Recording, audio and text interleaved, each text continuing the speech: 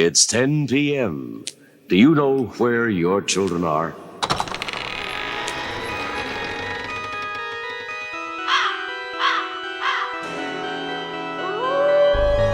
You're listening to That's Pretty Dark, the podcast where we talk about all of the entertainment that scared us as children and still haunts us as adults. So grab your flashlight and join us as we take a frightfully nostalgic look over our shoulders. And under our beds. And in our closets. And together we'll realize, well, that's pretty dark. Pretty dark.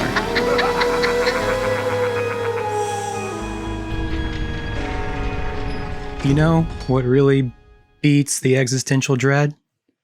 What's that? Listening to That's Pretty Dark podcast.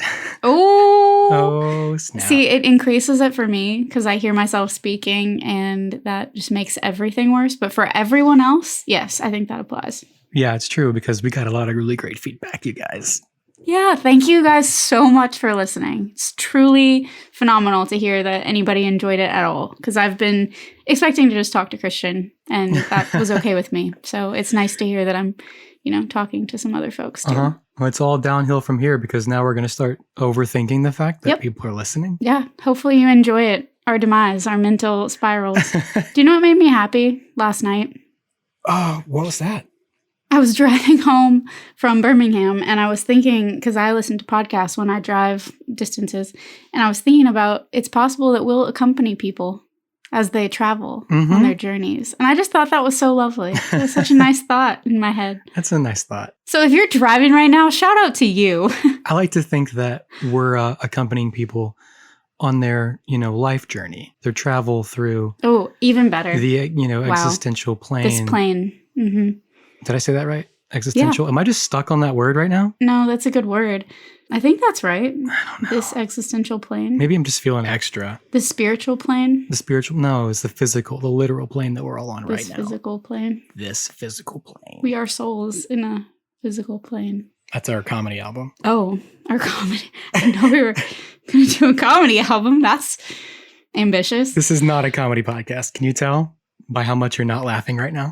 The lack of laughter, the silence that you hear the crickets. In your head and around you. That's the indicator. The perpetual crickets. Yeah.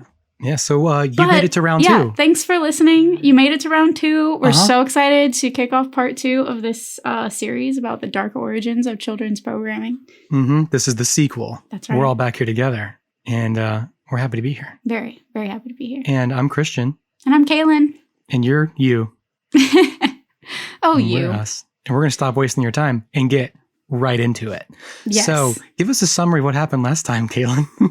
Oh, well, last time we talked about all of these very dark things that happened in the 60s and 70s around culture and children and their growth and development. Well said. And we led ourselves right to the doorstep of the 80s and then we had to go. So this time we're going to come back right after Reagan has made his decree and tell you how that affected. He's made his decree. He's made his decree. Everything goes. Very good. It technically wasn't Reagan. It was his chief of staff. No, Who did you say it was? It was Reagan. You just said it. Mark Fowler. He was the one that made it possible for all the broadcasters and programmers to basically do whatever they wanted and put out all this junk television for children and advertise to them and try to sell them products. And then, the world got its act together and was like, hey, we should probably put a stop to this. Congress was like, we should probably make you chill the F out. And then Reagan vetoed their bill that they had set forward. So. Yes. So it was Reagan in the end. In the end, so we did have a true ending to our film. This is the sequel. It was always Reagan. And then we were asking ourselves, why didn't anybody stop this? Right. Well, grab your flashlights, everybody, because it's about to get pretty dark. Throughout the 70s and 80s, thanks to the relative independence of Generation X and their latchkey kids, there was a devastating and terrifying increase in the number of children all across the nation just going missing. Yeah. You can see a lot of this in pop culture, which I will reference in a minute, but I never realized until I listened to the In the Dark podcast how rampant it was. Mm-hmm. And I was like, why were they obsessed with kids disappearing? Because it was happening everywhere. Yeah. For whatever reason, there was a boom in high-profile crime throughout these decades. We're talking organized crime families like the mafia running big cities like New York and Chicago, which you told me to watch that one documentary about all the gangs of New York, basically. Oh, that one too, yes. That one? What was it called? No, the one about the gangs of New York was Fear City. Fear City, yeah. Mm-hmm. That one was really good. Sorry, I was thinking of a totally different one, also all about kids disappearing in the 80s. Oh, what was that in again? New York, Cropsey. Cropsey. I haven't seen that, but okay, I want to you watch need that. to watch that one. And so do you, listener. So do you, listener. So not just organized crime families, but we're talking serial killers and an increase in violent crimes against women. And of course, we're talking child predators and an increase in violent crimes against children, which is mostly what we're here to discuss today. Ooh. But don't worry, if true crime isn't your thing, this is not a true crime podcast. We will touch on topics like this, but we are not going to get egregious. We're not going to get into too many of the details. I'm going to gloss over a lot of This is purely for historical research. purpose. So if you're thinking, oh, I can't stomach this, don't worry. You can. We're all going to get through this together. It's not as bad as you're thinking. You're not alone. And if you do love true crime, here's your little dose of true crime. But I'm sorry, it's not going to get as disgusting as a lot of true crime podcasts like to do. I love true crime, but Same. we can merely touch on I hate crime. Crime is terrible. Hate crime. I appreciate true I appreciate true crime. Cool crime. It's cool crime time. That's right. I appreciate true crime podcasts and entertainment, quote unquote, because it tells the stories of the victims. It gives voices to victims and it brings awareness to the crimes. Awareness is a huge thing. That's why I appreciate it. Right. I'm not just like a glutton for, terrible, horrible things, which we all kind of I am. being here together. We are. But I don't want to hear that anyone was killed or kidnapped or hurt. Of course not. You never revel in that knowledge. But if you are concerned, don't worry. You're fine. We're all safe. That's the main message, is that we're all safe. It's dark out there, but we're all safe here together.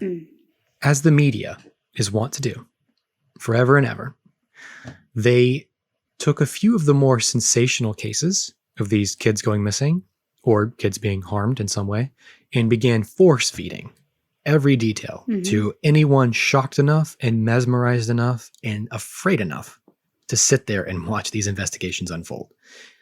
Like slowing down to get a really good look at a car wreck as you pass it by, right? We need to see it. None of us are unfamiliar with this. It's still prevalent. When this stuff started happening and the media was like, oh, people want to watch this. It was everywhere. Again, viewership, money. Viewership, money, numbers. It's everything. It's all about money. Capitalism. I'm sorry for all my weird capitalism jingles, but that's what it is. No, we're good. We're here for it. There were PSAs from like G.I. Joe characters and McGruff, the crime dog. Here we go. Right? There were made-for-TV movies about child abuse and abductions. It was ingrained deep in the collective unconscious and led to a kind of mass hysteria. Parents were fingerprinting their children just in case they went missing. There were fingerprint missing children kits, where you could put all your kid's DNA inside of it. So if a kid was found, or if there was a kid as did happen sometimes, was abducted, kidnapped, raised, and then you find it later. They can prove that it's you, DNA stuff. Man. Which DNA wasn't as big of a thing in the 80s. It was becoming more common. Then it was mostly fingerprinting. It's insane to me how late in the game DNA was introduced to crime. Every documentary I watched, any crime documentary. The Juice. What? O.J. Simpson. Oh, okay. There was DNA evidence to prove he did The it. Juice. And people didn't trust it. You're right. People didn't trust it because people don't trust science. Yeah. Sorry. The jury didn't trust the science behind it. They didn't believe it because it was so brand new. Crazy. Anyway, so that's all a tangent. But people were so hysterical. Daycare providers were being accused of more and more heinous crimes against the children they were watching. Literally there was she was performing satanic rituals on my kids. Oh my God. Got crazy. We're not even into satanic panic territory yet, but it was starting in the 80s. So the news pumped out more of these kinds of stories, fueling the fire until America displayed a general obsession with the idea of children being harmed, or worst case scenario, totally vanishing.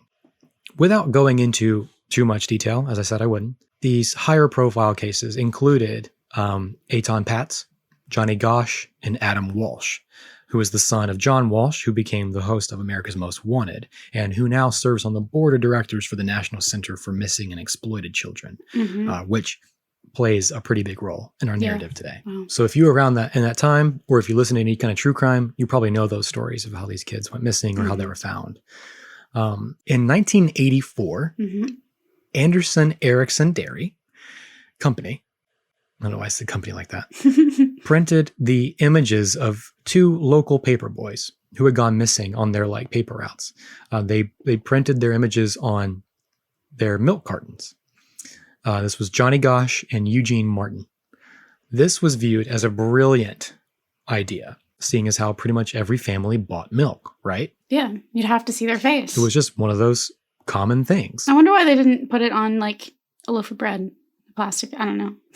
Probably because milk cartons were paper. And anyway, I'm sure there were very good reasons for that. It's because they were paper. They were easy to print on. Yeah. And it wasn't that they just decided to print stuff on products people buy. It was just that a dairy company That's did right. it. You're right. That's it. Yep. And it came from dairy companies and everybody just took hold of it. A similar program popped up in Chicago that same year, and the National Child Safety Council seized this idea and created a nationwide program called the Missing Children Milk Carton Program. And they're the ones who really popularized it. By March of 1985, almost half of the independent dairy companies in the U.S. had adopted the idea. Yeah. Which sounds great, right? But before we let ourselves think that they're all just like looking out for the best interests of these children, that they're these guardian angel type companies. Oh, never. Let it be known to those interested that for many of the years while this was happening, these companies were getting public service tax breaks for printing the images of children. Of course. On missing children on the side of their money, milk cartons. money. It was all about saving money. And that incentivized companies. Maybe that was incentivized as like, hey, do it, you'll get this. Right. I mean, all in all, a good thing that happened, but still like perpetuated by money at the end of the day. Good, but not for the reasons you might think. Right. It's not altruistic. I mean, the first one that did it, maybe so. Like that, what is it called? You Anderson said Erickson. Anderson Erickson Dairy. Like you guys did it altruistically. I would say they were pure of heart. They were probably one of the only ones that were pure of heart. But it didn't achieve the goal it set out to accomplish. The sad reality is that this was not effective.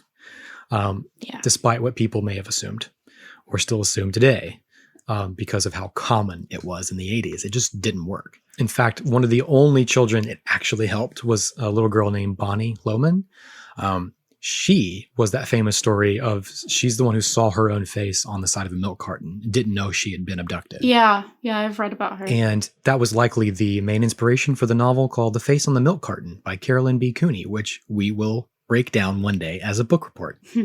Bonnie was among the very few, I don't know the number of kids actually it helped, but there was very, very few. Yeah. And the only reason why she was actually found, why it worked for her, is because she was just taken by her own mother and her stepfather. They were non-custodial. They were just relatives, and they didn't hide her because they were raising her as their own kid, because they were her kid, or she was their kid. And like when she saw her picture, eventually it got to the neighbors and they were like, oh shit, you mean you got this from a milk carton? This is your baby picture? Okay, we're going to call the police. So, I mean, I feel like that does happen fairly often. I don't know the statistics either, so I shouldn't speak out of turn. But like, I don't know. I feel like a lot of cases of missing children are kidnapped by relatives. Oh no, that's very common. You're right. It's usually either all crimes against children, not all, most crimes against children. The higher number there is usually a relative of some kind. It's somebody who doesn't have custody. Same thing with SA, everything. Yeah. Exactly. SA. I was going to say, what was that? Got it. You're getting there. That's usually like within the home by a relative, somebody that they trust, somebody that they know very well. And like stranger abductions are actually very rare. It's a very, very rare. And yet we are all terrified of it. And yet it fueled the fear of America during this time. So yeah, Bonnie's case was pretty. Yeah, most others weren't that lucky. And many are still missing today. Yeah. 30 plus years later. Man. A concern did arise This is more of the psychological, sociological aspect that I thought was interesting. The concern did arise that seeing so many, like the faces of so many like missing children would be a frightening and potentially scarring experience for a lot of young kids. Like sitting there, eating their morning bowl of cereal, trying to read the back of the cereal box and not take too many glances over at the sad smiling face of the missing kid, you know, who had like mysteriously vanished. Because if it happened to that kid, then it could happen to me, right? Yeah, that's my personality in a nutshell. That would 100% affect me. Yeah. I was made afraid by the public service announcement about not knowing where your kids were. Right. I mean, I remember it was kind of a lore. It was like, you guys know that they put the pictures of missing kids on milk cartons, right? Like around school. And it was like, I've never seen that. Is that real? Yeah, I've seen it. And it was like, oh, really? Yeah. Where? I want to see it. Like it was this whole thing because it was still around in the early 90s. Yeah. But by the time we were in like elementary school, yeah, it wasn't as popular. Yeah. I don't know how common that actually was, but what it did do, like I was saying, it wasn't helpful in actually finding lost children. What it did do was popularize the concept of stranger danger, which has permeated and saturated our culture. Oh, yeah. Even with all the movies and the PSAs and the news reports, it was the ominous, haunting image of a missing child's face on the side of a milk carton that was decidedly the most effective scare tactic in raising awareness for not only the number of missing children, but also helping to broaden the general definition of what a missing child constituted, from runaways to non-custodial kidnappings to stranger abductions, as well as promoting this concept of stranger danger to the point that it became a household term then and is still used today when referencing any sort of unfamiliar person who makes you uncomfortable. That's right. I say it all the time. It's become almost a joke today. Yeah. It's a lark. Yeah. But it used to be a very real fear. I started to mention this earlier, and I feel like we've now arrived at the stranger danger point to say Here we are. that yes. I very vividly remember my mom like drilling it into my head, because I mentioned earlier the animals were very effective as a tool on me in general. I just love animals. Yeah. So my mom's fear was not so much that I would like take candy from a stranger, like luring me into a van or something. My mom, I don't know where she saw it or got the idea, or saw it on the news. Like apparently it happened somewhere for my mom to think that she needed to prepare me for this. But she would always drill into my head. If somebody asks you to help find their puppy, or their kitten, they're looking for a puppy, don't go with them. An adult will never ask you for help and really need help. Right. She just made it very clear to me that that is not what's going on. Do not listen to that. And I remember being 4 or 5 years old, okay. I didn't quite get it, but I was like, but I want a pup. At the time, yes, puppy is appealing to me. I want to see a puppy. And she's like, if they say, do you want to see my puppy? No, you don't want to see their puppy. And I'm like, but I do want to see their puppy. But I was beginning to understand that it wasn't about the puppy, I guess, at that point. Right. It's not about the puppy. This is a trick. You're being tricked. And I mean, I was, I got there eventually. I was pretty smart and, nervous kid. So once it clicked for me when I was 5, 6, 7, I was like, oh yeah, bad people would want to use the thing I love most against me. That makes a lot of sense to me and continues to. So, yeah, the only thing I remember about stranger danger, besides don't talk to strangers and don't go with a stranger, my mom was like, if you're waiting for me after school, oh yes, and somebody walks up to you and they know your name, and you don't know who they are, it doesn't matter. You don't go with them. They say, Mom sent me to pick you up today. She's like, I will never do that. Never listen. If I didn't tell you. I was like, all right. Right. Okay. Yeah, I got that lecture too. She wouldn't put our names on our backpacks and stuff. Yeah. Same. My parents either. But I think it's that kind of they were kind of exposed to so much of it. It was saturating every news article, everything. Everywhere. So they were very much concerned that it could happen to us. Exactly. Stranger danger was real. I mean, there was a Berenstain Bears book called Learn About Strangers, right? And I love Berenstain Bears. Me too. People still talk about stranger danger today. I'd say as a culture, we are much more aware of strangers nowadays than we were before the 80s and 90s, for sure. Whether for better or worse is not for me to decide. All I know is I don't trust anybody. I'm sure there were always nefarious strangers, but in the 50s it was like, do-do-do. But this is the first time people really thought about it. Right. Mothers were hesitant to let their kids go play outside. Yeah. They didn't. Kids didn't want to go play outside. It was terrible. It was scary. After dark, be home by dark. Oh, be home by dark. You know? We all did that for this exact reason. This whole milk carton program fell out of vogue by the time the 90s came along, which is why we didn't see a whole lot of it. Probably mostly because these companies were, losing their tax breaks. And also because this was around the same time that companies were replacing paper cartons with plastic cartons.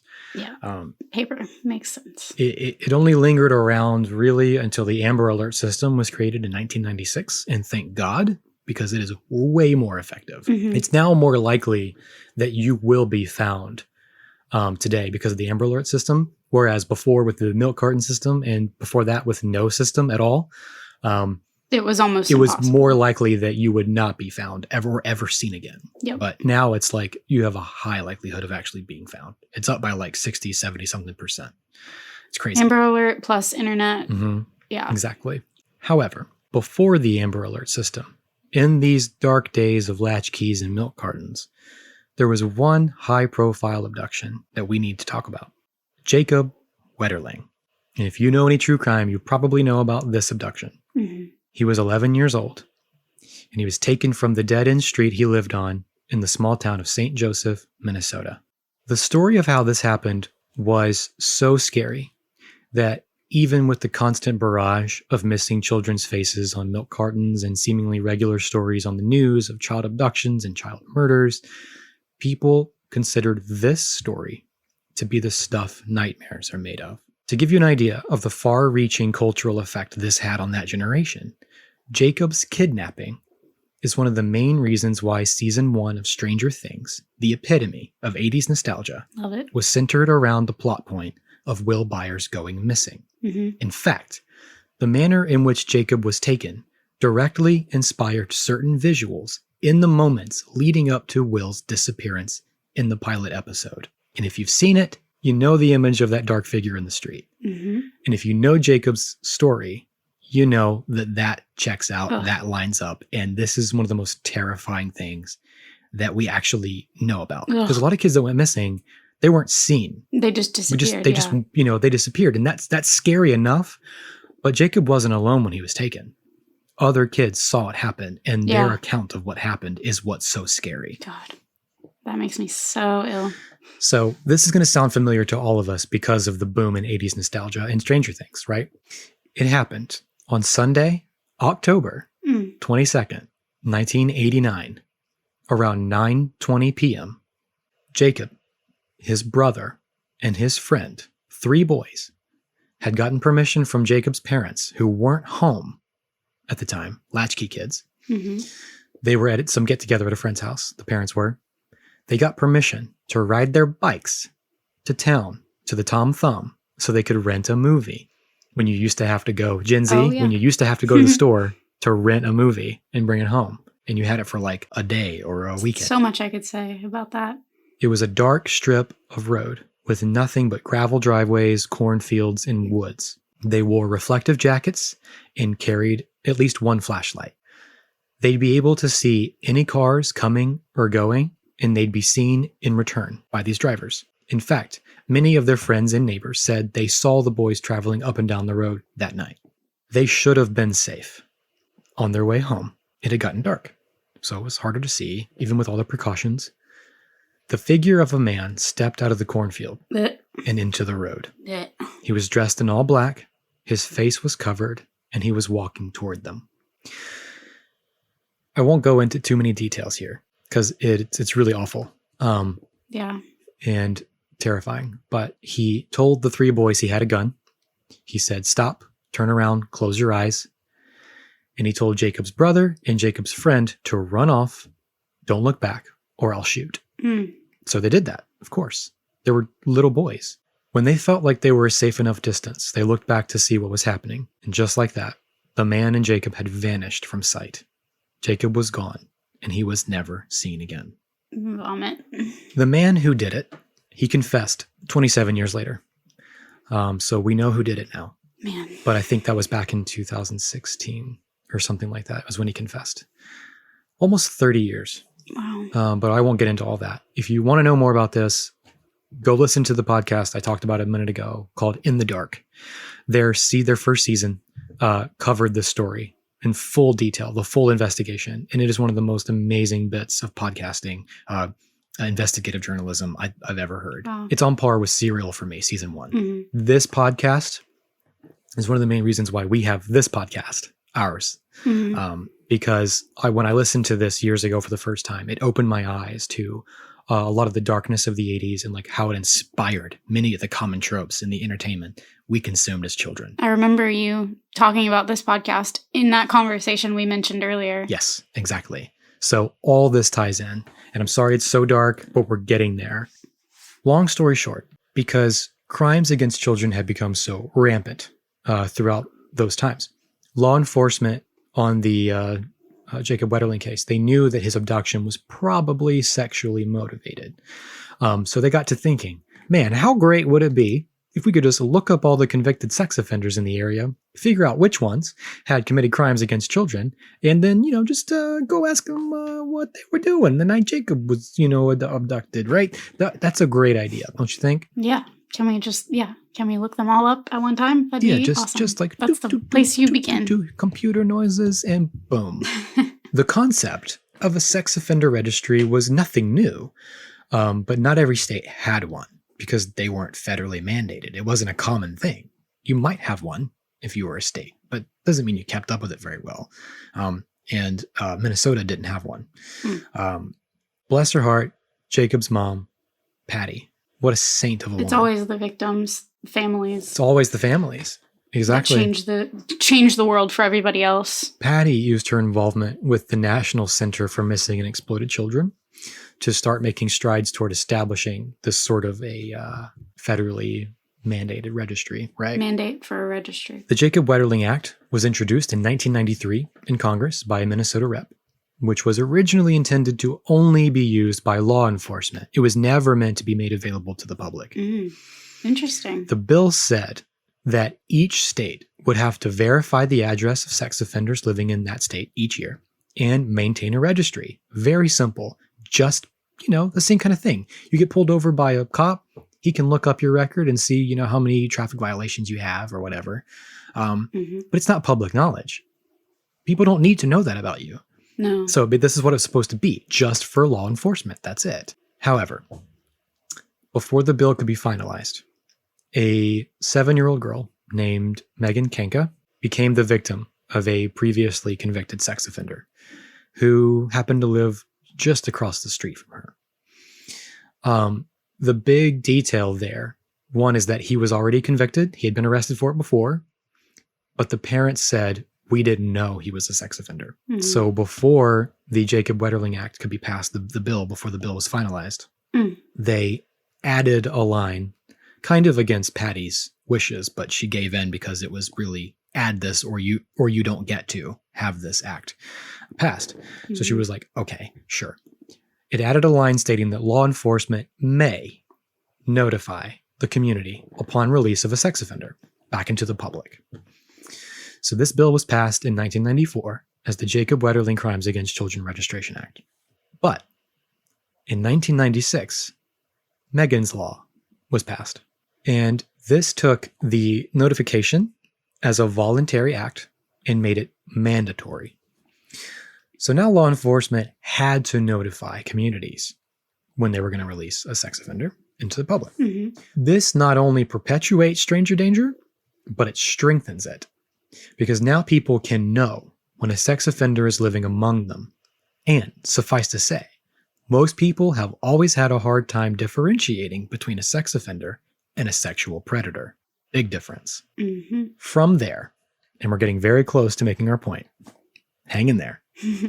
From there, the restrictions placed against the rights of sex offenders grew ever more extreme throughout the 90s.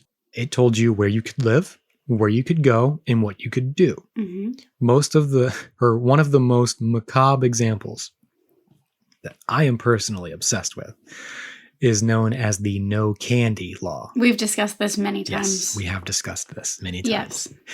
It specifically pertains to how a sex offender, no matter what offense they may have committed, how they must behave on Halloween night. I'm just going to read these examples of what you can do on Halloween night or what you shouldn't do. Ready? Mm-hmm. You should not go with a child to trick or treat or attend any function where children are gathered, even if it's a private residence. You are not allowed to put on masks or costumes. You should not place any Halloween decorations either inside or outside of your home. Wow. Not even inside. How would they know? They come do checks. They come do routine checks. I guess. Okay, yeah. Your porch lights should be off. Front doors and blinds/drapes closed on Halloween night. Yep. No member of your family is allowed to open doors to trick-or-treaters. Yep. You are not allowed to give treats or candy to any children or attend any home or location involving the distribution of treats on Halloween night. This, as well, covers anyone who lives with you in your registered place of residence. Man. You are not allowed to have a party at your home on Halloween night. You should not go to hay rides, haunted houses, corn mazes, or any other activity associated with Halloween. Anything that I love, really. Anything that I love, right? If I had a public urination charge or anything like that, I could never enjoy Halloween ever again. I'd be screwed. That is wild. Well, don't do that. You should stay in your home on Halloween night or attend an educational program with your parole officers if required to do so. Wow. The only exception to this rule involves a situation where you have to be somewhere else for a just cause, for instance, for medical or employment emergencies. And last, post a sign in your front yard that says no candy or treats at this residence, or some variation of that statement. Wow. The main thing we discussed before, you and me, Kaylin, Yes. is our sort of subliminal, subconscious, and yet very obvious and conscious fear of dark houses on Halloween. Yes. Because this wasn't passed until, what was it, 96? 96. So we were trick-or-treating by this point. I was 5. You were what, 4 or 5? Yeah. We were just beginning to really get into trick-or-treating and figure out what it's all about. Mm-hmm. And it was just pounded into my head by my mom. If there's a dark house with no lights on, Don't go there. Don't go knock on that door. Don't go anywhere near a dark house. And I didn't know why.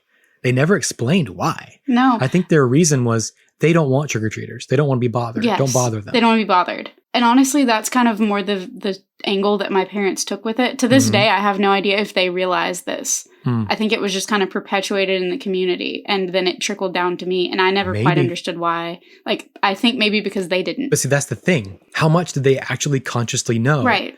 No idea. Almost doesn't matter.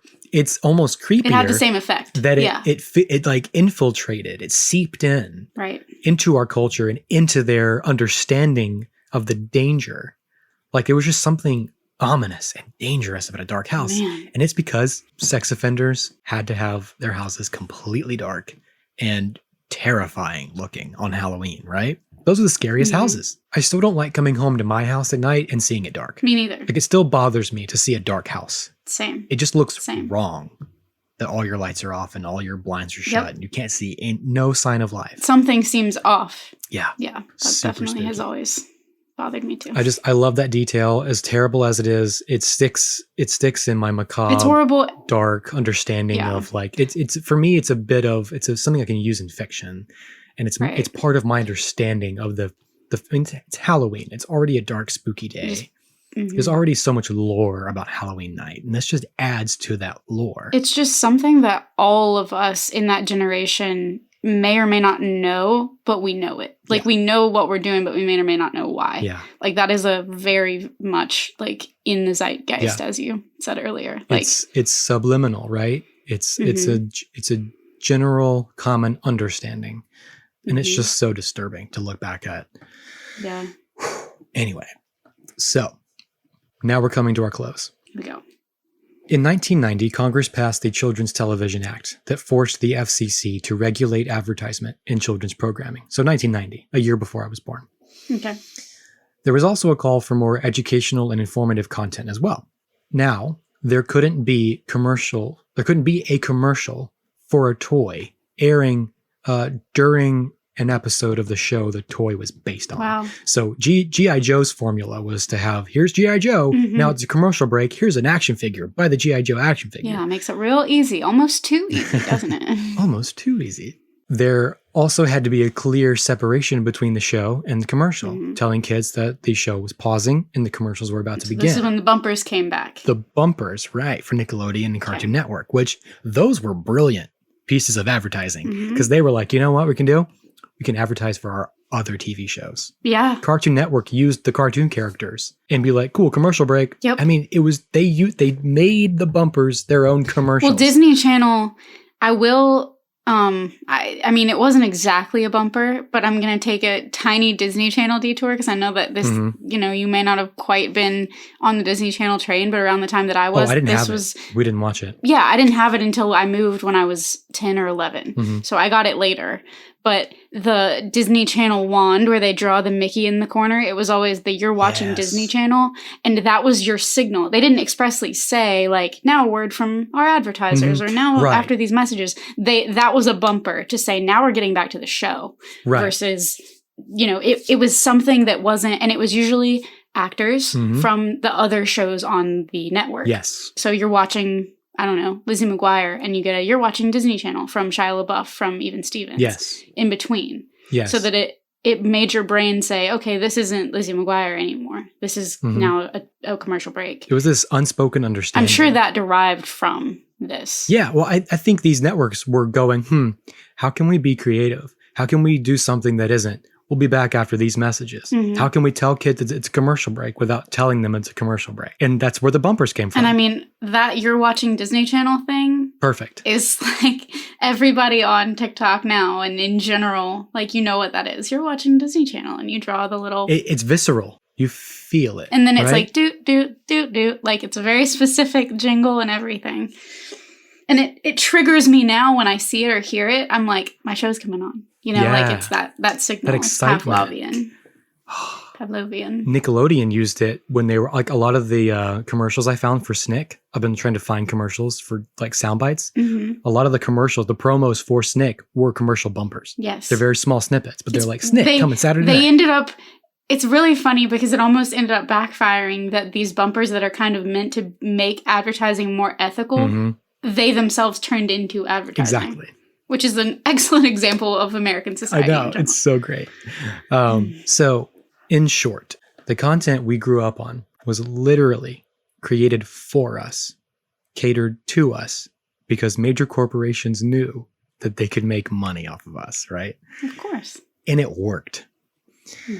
And our parents let us watch this television and all this programming, and we were happy to do so. And now, because they mastered the art of children's programming, I mean absolutely perfected it, we are nostalgic for content that was massively commerce-driven. Yep. But would I change anything knowing what I know about all this? That's a question I'm not sure I'm ready to answer, to be honest, because like it's part of our upbringing, right? This is our understanding of how the world works. And we don't know how it would have been different without those elements. Yeah. Because when you think about it, it was all about money. If that wasn't allowed to happen, able to happen, how much money, effort, etc. would have even gone into children's programming? Right. Would there have ever been, you know, a Nickelodeon, a Cartoon Network? Would that have ever become what it was and then therefore been what it was to us if there wasn't that like commercial incentive? Yeah, I don't know. Probably not. So as much as we might hate it or like be our whole life, you know, we talk about it all the time, like the way that we're disillusioned by capitalism in America as, you know, people our age. But it started from birth. Oh, yeah. For not just us, but generations and generations before us. And it's hard to hate everything about your childhood. You know, you can't. It's just it's too intrinsically tied together to separate it out and to know, you know, whether you would change it. Exactly. Because it wouldn't be what we love if we changed it at all. It's like saying you wouldn't go back and change something that happened to you in the past because it made you who you are. Right. Pretty much. That it's a big thing to say, like, I wish I could change that. Well, you shouldn't, because you could change completely. Everything else. Everything else. Hasn't anybody ever seen Back to the Future? All I can say is, thankfully, we as 90s kids had networks such as Cartoon Network and Nickelodeon, who seemed to care somewhat for our adolescent well-being, and whose origins we will cover in future episodes. But our main point today is how all of this fear and this exposure to such extreme reality influenced not only the sorts of content found in all of the children's programming following this era of history, but also how it darkened the collective unconscious. Here we go. This stranger danger fear bled into most of children's horror throughout the 80s and 90s, which by then was a new genre. Many, if not most, of the villains are adults who prey on children. To provide an example, of the 13 episodes in the first season of Are You Afraid of the Dark, 10 of those episodes featured adults who preyed on children. Dang. 10 of 13. Wow. And it doesn't just stop there. I mean, so many of the shows and films we're going to cover on our podcast feature adults who prey on children. It is one of the most common themes and tropes used throughout all of this era, all of this entire generation. Still to this day, villains are adults, heroes are children. Yeah, this is a whole other... It's crazy. And it's all of the content came from that, pretty much. All the content that we want to cover on this podcast, essentially, derives from that Stranger Danger fear effect. of the 80s. I was going to say earlier, discussing like latchkey kids, the prime example in my mind of a latchkey kid in the 90s is Hey Arnold. Absolutely. And I mean, a lot of the cartoons in the 90s, I literally, as you were talking earlier, next to me, I have a Post-it note from like weeks ago, and I scribbled over top of it and wrote down to point out the fact that all of the protagonists in 90s cartoons are so independent. They're all latchkey kids. Like, parents are in the background of everything that we watched as kids. Yeah. I think that comes in part from exactly what you're saying here, with that kind of culture being the primary place we were all living and the families were living in at the time. But I think it's also the way that the animators of these shows grew up. Yeah. If we're watching this in the 90s being animated by 20-somethings who grew up in the late 70s and through the 80s, they were latchkey kids. They could have been from the mid-60s and still be latchkey kids. Right. Yeah, you're absolutely on point there. I didn't think about how they were all latchkey kids. I think about that a lot, my friends and I discussing this stuff.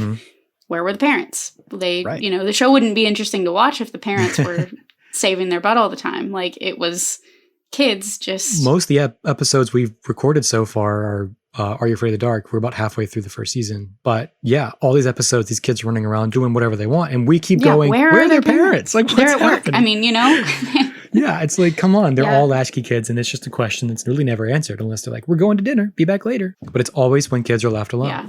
And I mean, it's art imitates life. Like, that's just always going to be a thing. Always. So it's not like this is a, unique, conclusion to draw, but it's still true. And it's important to say the content wouldn't have been the same if it weren't for this culture. Absolutely. Thank you. You just like tied that all up nice in a nice bow.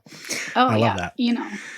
So, to conclude, the main takeaway from the darkness and the danger of the 80s, as it fed into the 90s, parents were okay with children watching more and more TV because it meant they were home and inside and safe. It was all right because they had the TV to entertain them for a few hours. There were Hot Pockets and Bagel Bites and pizza rolls and microwave popcorn and all kinds of junk food, you name it, that were so simple to prepare, even a child could do it. Microwaves and toaster ovens. Kids had everything they needed because they were safe as long as they kept the doors locked, didn't answer the door for anyone, and didn't go outside. It didn't matter that children were becoming pre-diabetic or developing attention deficit issues. It didn't matter because they were safe. And nobody wanted anything more than for their children to be safe. It was a sigh of relief to know where your children were. To know where they were. And although relief is the greatest feeling, it allows for complacency. Parents settled, accepting it as better than the alternative. And a lot of children were just as okay with that because the programming was being catered directly to them, reminding them that although the world is dangerous, in here, with us, you're safe. Damn. And that's all I've got for you.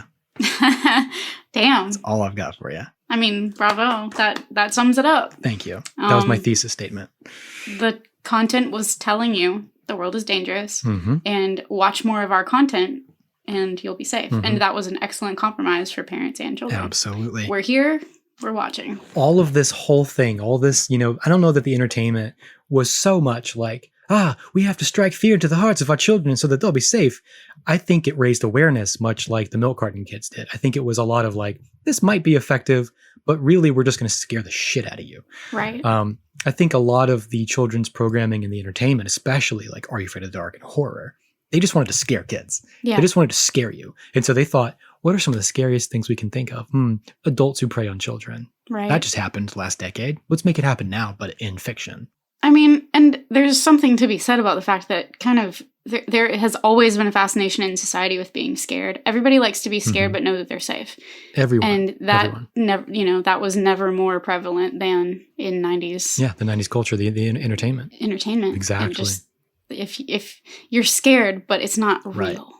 Like the real dangers are out there, but yeah, like you said, in here, it's all right on your screen. It's all okay. And you can go to bed safe at night and you're not worried about these villains. You're safe in your bed. Yeah. Which didn't actually happen because we were all terrified of the villains. Yeah, right. And it made our beds scarier. It made our closets scarier. Yeah, but there were other things to be afraid of in the home. But R.L. Stein said that. His main thing was, he said, scare them while reminding them that they're still safe. Mm-hmm. Like, it was never like, don't ever let them feel like they're losing control. You have to make sure they know they're in control of the story, which I think is why he probably started doing a lot of the like Choose Your Own Adventure Goosebumps books. I think once that became a thing, he was like, oh, there gets to be an element of control to it. And yeah, we're going to cover Goosebumps, at least the TV series eventually. I don't know about the books. There's so many. Maybe we'll do like hit the highlights or something. Ooh. Yes. So anyway, yeah, that's all I've got. And I'm sorry that was so much and took so long to get here. But that all of this directly affects everything we're going to be covering, everything that we're going to talk on this about. podcast. And every time we talk about how dark it was, or this adult was so scary to this kid, and why was it always an adult preying on a child? Now we know why. And everything that we reference in specific episodes that we're going to be covering will be hearkening back to all of this information. The fear will make a lot more sense. We have context. And granted, Christian and I both had general knowledge of these things, but having him outline it, I think, is really helpful because it helps as we're preparing and learning and discussing. So you may not hear as much of these callbacks in the first episodes that we did because we didn't have it outlined for us. But now we do. So right.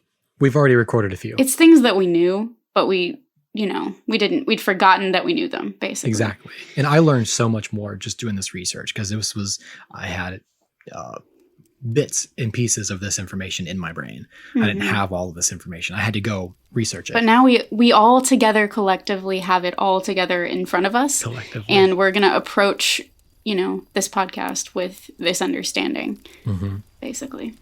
Love that. So don't worry. You may get scared, but you're safe. You're with us. You're safe. That's why we say, grab your flashlights and join us, because we are exploring. We are trying to uncover. We are trying to shine a light into these dark rooms and figure out what's in there. It may be nothing. Right. What happened? Why did it happen? Why did it affect us the way that it did?